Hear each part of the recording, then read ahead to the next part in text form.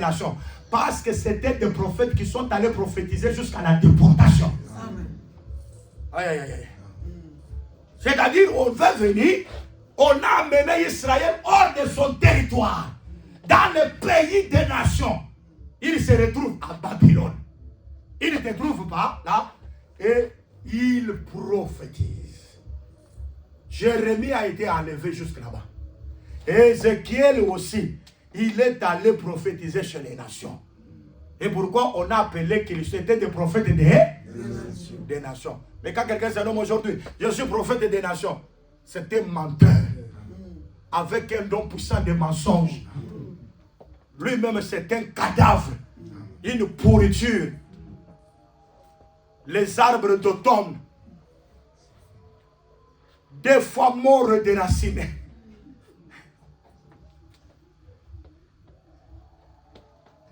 Les nuées sans eau. Ils ne comprennent ni les Écritures, ni la puissance de Dieu. Mais gloire au Seigneur, nous savons dans ce temps ici, étant monté en haut, il a mené les captifs. Amen. Il a donné les dons aux hommes.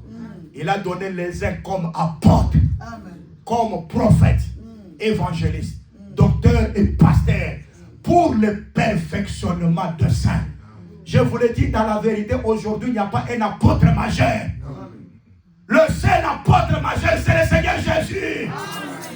Aujourd'hui, notre prophète majeur, c'est le Seigneur Jésus-Christ. Aujourd'hui, notre évangéliste majeur, c'est le Seigneur Jésus-Christ. Nous, les autres, nous sommes comme apôtres, comme prophètes, comme évangélistes, comme docteurs, comme pasteurs. Il n'y a pas un ministère plus grand que l'autre. Celui qui sème et celui qui arrose sont égaux. Mais celui qui est supérieur, c'est celui qui fait croître la semence. Et celui qui fait croître la semence, c'est Dieu lui-même. Moi, je sème, l'autre peut arroser. Nous sommes égaux. Qui fait que maintenant, toi, tu es supérieur et que l'autre est inférieur? Nous sommes égaux. C'est comme l'autel d'Holocauste était carré. Tous les quatre coins de l'autel d'Holocauste avaient la même dimension. C'est comme ça avec le ministère de la parole.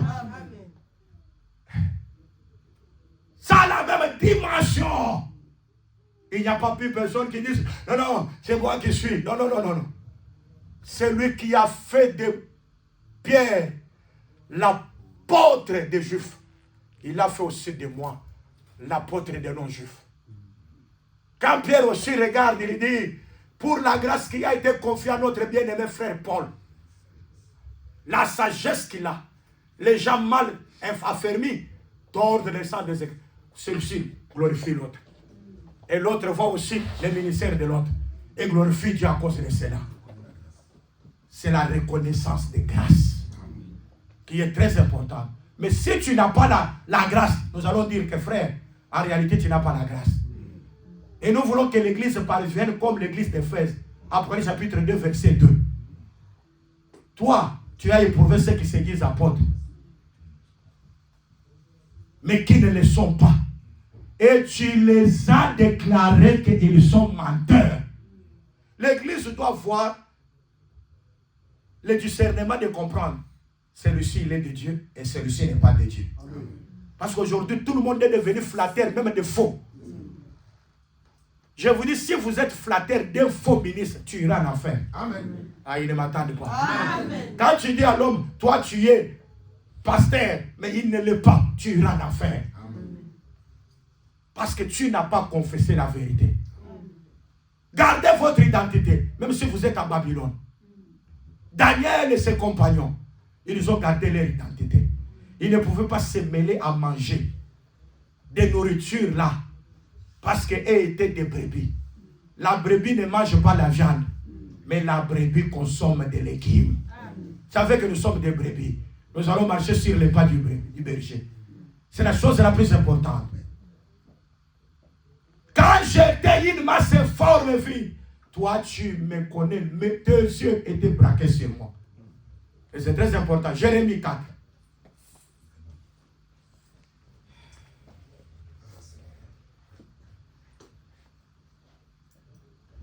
Jérémie 4.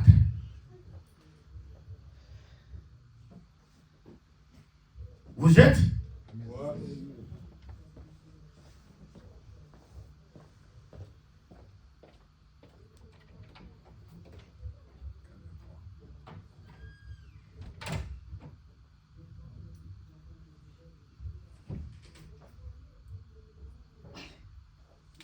Oh, que le Seigneur nous aide. Amen.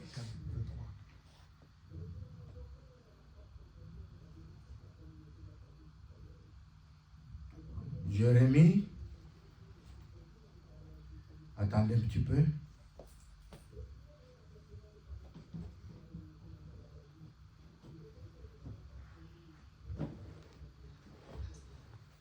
Attendez un petit peu.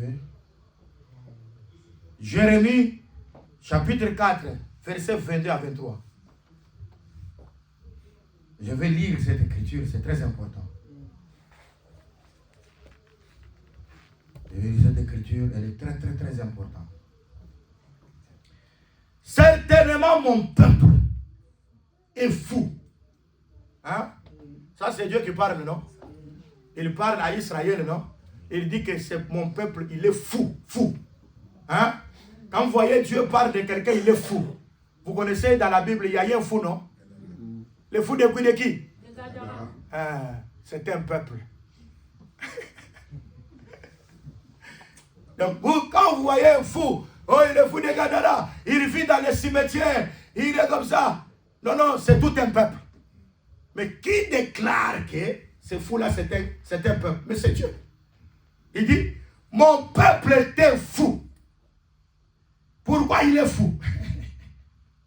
Certainement mon peuple est fou. Il dit, il ne me connaît pas. Hein? Ici on dit, il ne me connaît pas au présent. C'est comme on a dit aussi vierge que je ne vous connais pas. On ne dit pas que je ne vous ai jamais connu.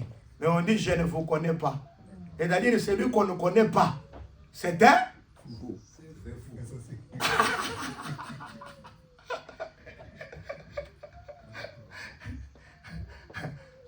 Ça, c'est Dieu qui confirme. Il dit, certainement, mon peuple est fou. Ce sont des enfants insensés, dépourvus d'intelligence. Ils sont habiles pour faire le mal, mais ils ne savent pas faire le bien. Pour faire le bien, toi tu fais le mal. Dieu t'appelle comment? Fou. Hein? Fou. Vous savez qu'il y a beaucoup de fous, hein? Oui. Hein? Ils sont trop les fous. Vous voyez quelqu'un là? Non, non, il est bien, il a beaucoup étudié, fou. Avec des mini-jupes jusqu'ici. Hein? Folle. Il ne sait pas faire le bien. Hein? Tu es plus âgé et tu prends un homme là, il est ton bébé. Il dit, non, non, montre-moi dans la Bible. On a dit que l'homme doit être plus âgé que la femme. Donne-moi. Mais Abraham était plus âgé que Sarah. Amen. Parce que toi, tu m'appelles la Bible. Est-ce que l'amour a des problèmes de l'âge? Tu iras en enfer. Amen.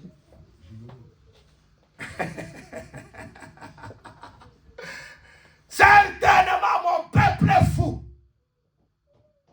Il ne me connaît pas. Hein? Quand vous voyez le fou de Gadara, il ne connaît pas Dieu. C'est pourquoi il est fou. Il était dans les cimetières, c'est toute une alliance. Hein? Mais l'Écriture dit, l'heure vient où les morts entendront la voix du Fils de l'homme et sortiront.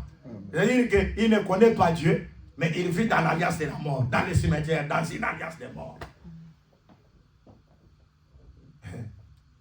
Quand on veut les dompter, il ne veut pas.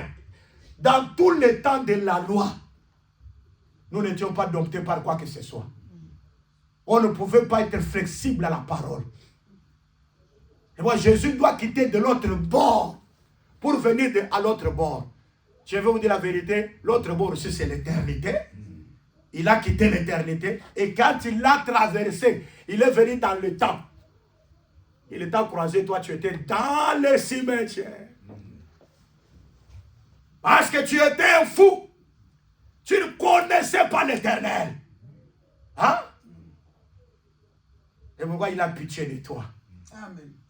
Il t'a délivré. Amen. Et quand tu es délivré, il faut qu'on te retrouve bien habillé, dans un bon sens, au pied de Jésus-Christ. C'est pourquoi aujourd'hui tu es au pied de Jésus-Christ. Dans un bon sens. Parce que la conscience, tu peux mentir tout le monde, mais tu ne peux pas mentir la conscience. La conscience est très importante. Soyez renouvelés dans l'esprit de la conscience. Honorez Dieu dans votre conscience. Même dans un milieu où on ne te connaît pas, qu'on sache que réellement tu as la parole de Dieu. Mon peuple, on dit mon peuple fou. Il ne connaît pas l'Éternel. Il fait toujours ce qui est mal au lieu de faire ce qui est bien. Verset 23e. Je regarde la terre et voici, elle est informe vide. Les cieux et leur lumière a disparu. C'est-à-dire quand il n'y a pas la lumière qui éclaire la terre est informe vide. Aïe, aïe, aïe. C'est pour dire que la lumière, c'est l'ouverture des yeux. J'avais posé la question ici. Si on pose la question à un aveugle, est-ce qu'il voit? Dieu dit que l'aveugle voit. Oui. Mais il voit quoi? Il voit les ténèbres. Amen. Parce que c'est une terre informe et vide. Parce qu'il n'y a pas la lumière du ciel qui l'éclaire. Hein? C'est très important. La terre informe et vide. Je vois que la terre est informe. C'est tout ce peuple-là qu'il faut. Qui est la terre informe et vide. Parce qu'il n'a pas reçu la lumière. Ah, c'est pourquoi l'Esprit de Dieu qui se mouvait sur les eaux, c'était Dieu comme semeur. Il voulait semer. Hein? Tu as la Bible? Non. Hein? Oui, tu peux lire. Lis pour nous. Psaume 97, verset 11e. Un peu rapidement. Je lis la parole du Seigneur. Amen. Au nom du Seigneur Jésus-Christ. Avec vivacité, mon frère. Je lis la parole du Seigneur au nom de Jésus-Christ. Amen. La lumière est semée pour le juste. La lumière est semée pour... C'est-à-dire la lumière, c'est quoi? C'est une semence. Aïe, aïe, aïe, aïe. Si vous êtes ici ou vous êtes dans des maisons. Amen. Ouais? Hein? Est-ce que vous êtes là? Amen. Reprends la lecture. La lumière est semée pour le juste. Hein? La lumière est semée pour le juste. La lumière, elle fait quoi? Et c'est pour le juste. Quand on sème la lumière, c'est pour qui? Le juste. Hein? C'est-à-dire la lumière, c'est une semence. Ouais, non? L'Esprit de Dieu se mouvait sur les eaux. Dieu voulait s'aimer. Pourquoi? Parce que Dieu lui-même, c'est le ciel qui avait la lumière. Mais la terre était forme vide, c'est-à-dire elle manquait la lumière. C'est pourquoi Dieu doit apprendre sa semence pour venir s'aimer. La première semence que Dieu a sémée, c'était la lumière. Amen. Et quand Dieu s'aimait cette lumière, c'était pour toi la terre informe et vide. Tu étais forme et vide, mais Dieu t'appelait le juste. Ah, c'est-à-dire la parole est pour un juste. Ah, il ne m'attend pas. Amen. Il a donné les uns comme apôtres, comme prophètes pour le perfectionnement des saints. C'est-à-dire vous êtes d'abord saint et le ministère est envoyé pour toi. Amen. Jésus est mort pour toi. Amen. Et le ministère vient aussi pour toi. Amen. Le juste au singulier. C'est-à-dire la lumière, c'est une semence. Donc, c'est-à-dire quand Dieu dit que la lumière soit, il est en train de s'aimer. Il s'aimait la lumière. C'est un semeur. Il s'aimait pour le juste. C'est pourquoi, en Psaume 139, on a dit que quand toi tu étais une faire informe, quand tu étais informe, Dieu t'avait vu. C'est-à-dire Dieu t'avait mis de côté. Dieu ne pouvait pas te laisser la terre informe. Dieu ne pouvait pas te laisser dans l'aveuglement. Il doit semer la lumière pour toi. C'est-à-dire Dieu t'a donné la connaissance de la vérité. Amen. Or, la lumière qui est une semence, c'est une personne. C'est le Seigneur Jésus-Christ. Au commencement était la parole. La parole était avec Dieu. La parole était Dieu. Hein? Amen. Vous avez déjà lu ça? Amen. C'est en Jean 1. J'ai lu seulement ça. Et je termine. Au commencement était la parole. Et la parole était avec Dieu. Et la parole était Dieu. Elle était au commencement avec Dieu. Toutes les choses ont été faites par elle. Et rien de ce qui a été fait n'a été fait sans elle. En elle était la vie. Et la vie était la lumière des hommes. Amen. Hein? Amen. Amen. En elle était la vie.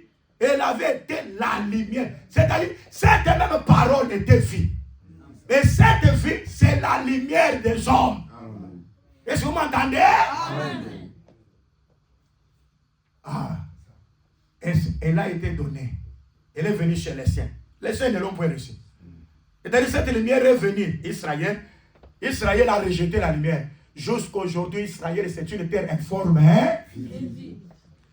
Mais à tous ceux qui l'ont reçu, à tous ceux qui croient en son nom, il leur a donné le pouvoir de devenir enfant de Dieu. L'enfant de Dieu, c'est une terre qui était forme vide et que Dieu a donné la forme. La forme que Dieu nous donne, c'est par rapport à la lumière. Amen. Toutes les personnes qui n'ont pas la parole de Dieu, ils n'ont pas de forme.